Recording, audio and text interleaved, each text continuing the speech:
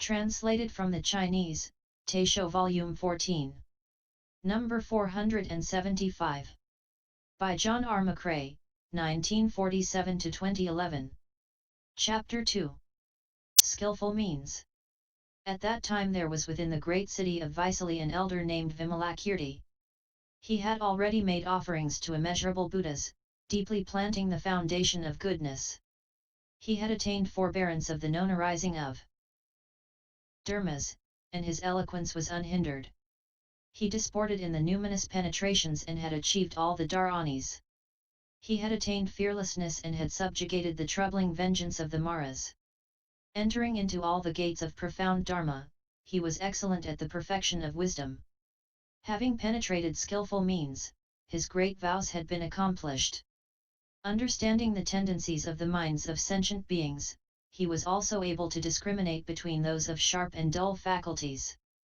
Long a practitioner of the path of Buddhahood, his mind was already pure, and he was definitively dedicated to the Mahayana. He considered well the activities of the realms of existence, and, residing in the deportment of the Buddha, his mind was great as the ocean. The Buddhas praised him as their disciple, and the Indras, Brahmas, and world lords, i.e., heavenly kings, revered him. Wanting to save people, Vimalakīrti used his excellent skillful means to reside in Vaisali, where with wealth immeasurable he attracted the poor, with the purity of his morality he attracted the miscreants, with the moderation of his forbearance he attracted the angry, with great exertion he attracted the indolent, with single-minded concentration he attracted the perturbed, and with definitive wisdom he attracted the foolish. Although he was a white-robed layman, he maintained the pure Vinaya conduct of a sramana. Although he resided in the home, he was not attached to the triple world.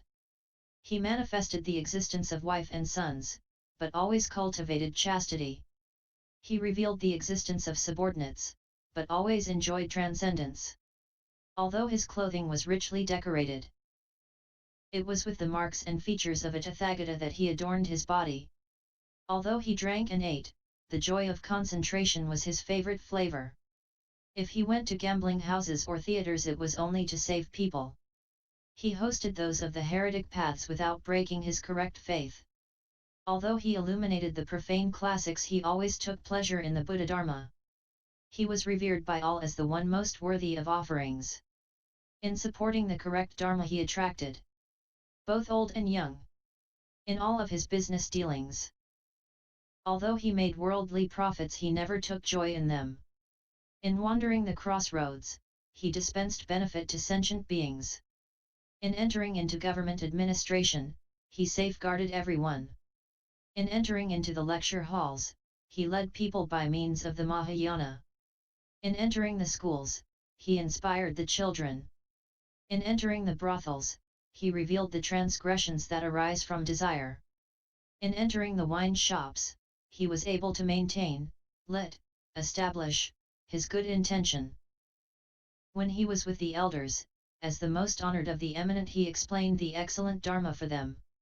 When he was among retired scholars, as the most honored of the retired scholars, he eradicated their attachments. When he was among Kshatriyas, as the most honored among Kshatriyas, he taught them forbearance. When he was among Brahmins, as the most honored among Brahmins, he eliminated their arrogance. When he was among the ministers, as the most honored among ministers, he taught them the correct Dharma. When he was among princes, as the most honored among princes, he instructed them with loyalty and filiality. When he was among palace officials, as the most honored among palace officials, he converted the palace women. When he was among the common people, as the most honored among the common people, he had them generate the power of blessings.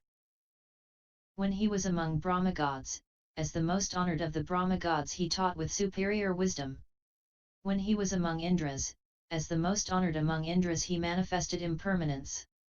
When he was among world protector gods, as the most honored among world protectors, he protected sentient beings. The elder Vimalakīrti used immeasurable skillful means such as these to benefit sentient beings. Chapter 2. Using skillful means, he manifested becoming ill himself.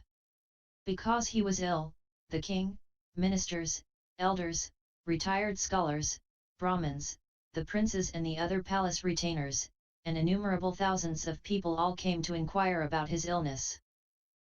To those who came, Vimalakirti used the occasion of his illness to make extensive explanations of the Dharma. Sirs, the body is impermanent, without strength, without power, without solidity.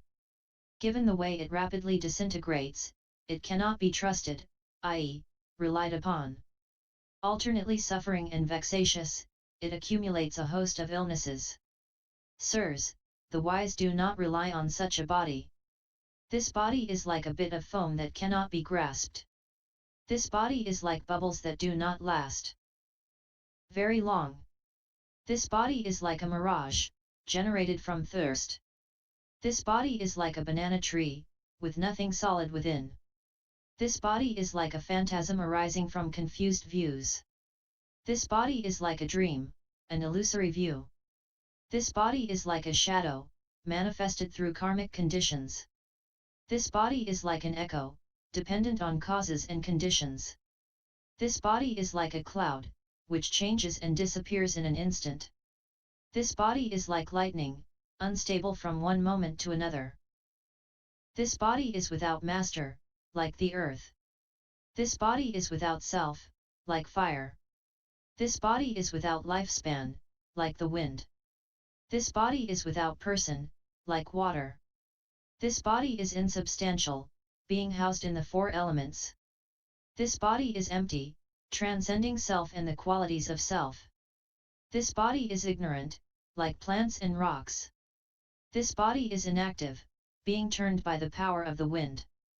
This body is impure, replete with defilements. This body is untrustworthy, since even though one washes, clothes, and feeds it, it will necessarily disintegrate. This body is a disaster, vexed by 101 illnesses. This body is like a well on a hill, pressed by age. This body is unreliable, dying in spite of being needed. This body is like a poisonous snake, a vengeful bandit, an empty aggregation. It is the composite of the skandhas, sensory realms, and sensory capacities. Sirs, this body being so calamitous and repugnant, you should wish for the body of the Buddha. Why? The body of the Buddha is the body of the Dharma. It is generated through immeasurable wisdom and merit. It is generated through morality, meditation, wisdom, emancipation, and the knowledge and vision of emancipation.